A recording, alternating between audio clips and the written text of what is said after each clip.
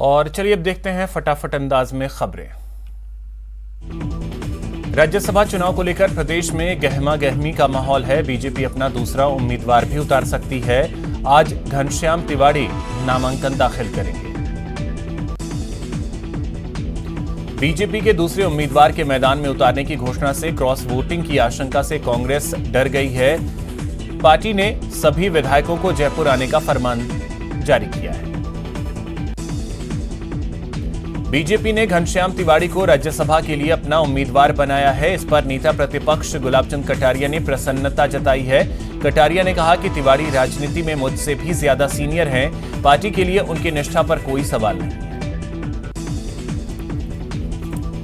घनश्याम तिवाड़ी की उम्मीदवारी पर राजेंद्र राठौड़ ने पार्टी आलाकमान के फैसले का स्वागत किया है। उन्होंने कहा कि इमरजेंसी में उन्होंने यातनाएं झेली हैं।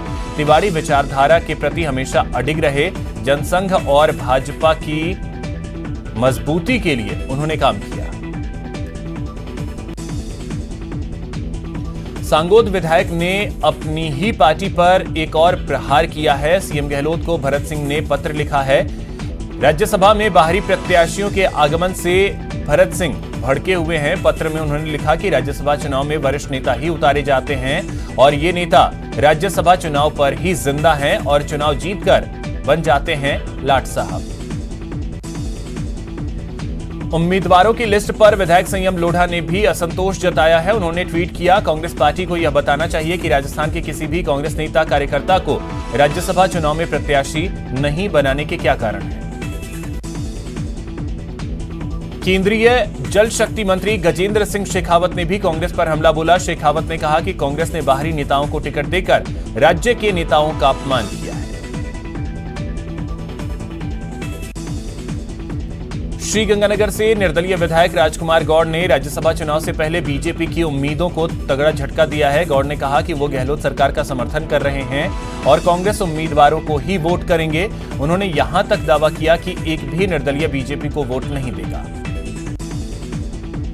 राज्यसभा सांसद किरोड़ी लाल मीणा ने केंद्रीय गृह मंत्री अमित शाह से मुलाकात कर राजस्थान में विभिन्न प्रतियोगी परीक्षाओं में हुई धांधली की ईडी से जांच करवाने की मांग की। सिविल सर्विसेज में बेटियों ने दम दिखाया है। सीकर की प्रीतम जाखड़ ने 9वीं रैंक हासिल की। श्रीगंगानगर के श्री विजयनगर के 3 DAM गांव के रहने वाले रवि सिहाग ने तीसरी बार यूपीएससी परीक्षा क्रैक करते हुए 18वीं रैंक हासिल की। जयपुर की तनुश्री मीणा ने 120वीं रैंक हासिल की है। तनुश्री मीणा ने बताया कि मेरा ये 5वां अटेम्प्ट था। मेरी मां के सपोर्ट के बिना एग्जाम क्रैक करना काफी मुश्किल था। आज प्रदेश के करीब 6700 पेट्रोल पंप 3 घंटे के लिए बंद रहेंगे। सुजानगढ़ को जिला बनाए जाने सहित कुल 6 सूत्री मांगों को लेकर उपखंड कार्यालय के बाहर जनहित संघर्ष मोर्चा द्वारा दिया जा रहा धरना 130वें दिन भी जारी रहा। पुलिस कमिश्नरेट की शक्ति टीम द्वारा शहर की युवतियों और महिलाओं को सेल्फ डिफेंस की ट्रेनिंग दी जा रही है। गत 13 अक्टूबर 2021 को जयपुर जोधपुर हाईवे पर हुए लवली एनकाउंटर के दौरान लवली की कार में सवार राहुल मीणा मौके से फरार हो गया था, जिसे गिरफ्तार कर लिया गया।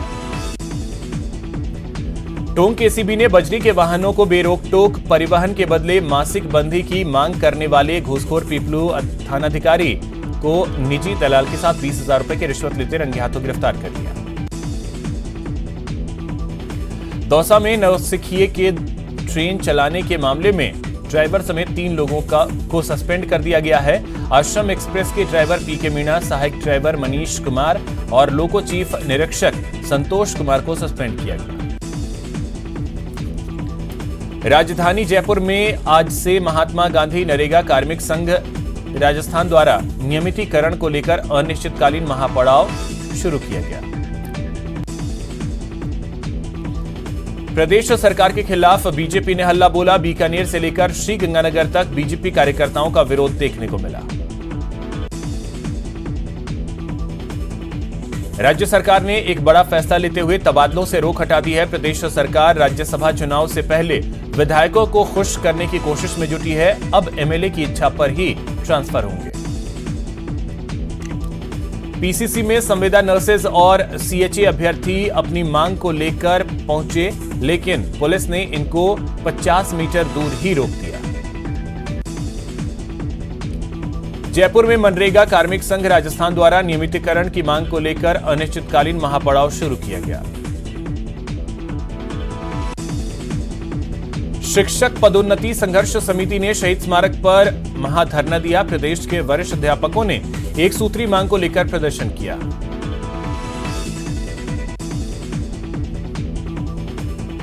जयपुर समेत पूरे देश में कोरोना केसेस में लगातार कमी देखी जा रही है। जयपुर में पिछले एक दिन में 29 नए केस सामने आए। दिल्ली में आंधी तूफान के कारण दिल्ली एयरपोर्ट पर कई फ्लाइट्स लैंड नहीं कर सकी, जिसका असर जयपुर एयरपोर्ट पर देखा जा रहा है। कई फ्लाइट को जयपुर डाइवर्ट किया गया।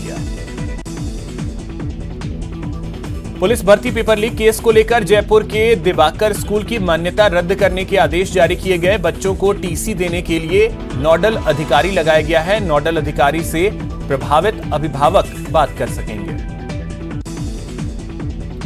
राजस्थान सरकार में सहकारिता मंत्री ने कांग्रेस में गरमाई हुई राजनीति पर अपनी प्रतिक्रिया व्यक्त करते हुए कहा कि राजनीति है ही उठापटक का काम। राजनीति में उठापटक होना अत्यंत आवश्यक है, इसके बिना राजनीति अधूरी है।